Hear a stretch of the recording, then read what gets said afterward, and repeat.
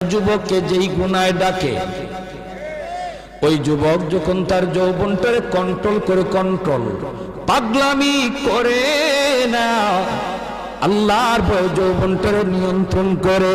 আল্লাহর ভয় করে চলে, তারও যৌবনে মসজিদে পাওয়া যায়, যৌবনে মুরব্বীদেরকে শ্রদ্ধা করতে দেখা যায়, বাপ মার সেবা করতে দেখা যায়, রমজান মাসে রোজা রাখতে দেখা যায়, নবীর সুন্নাত তরিকায় চলার চেষ্টা করে রে যুবক। ওই যুবকও বেশি বেশি তাড়াতাড়ি আল্লাহর ওলি হইয়া যায়, সহজ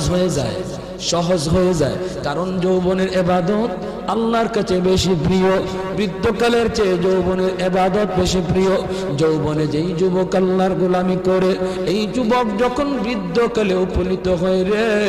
বৃদ্ধকালে সে মসজিদে যাইতে পারে না, হাঁটুর মধ্যে তার ব্যথা,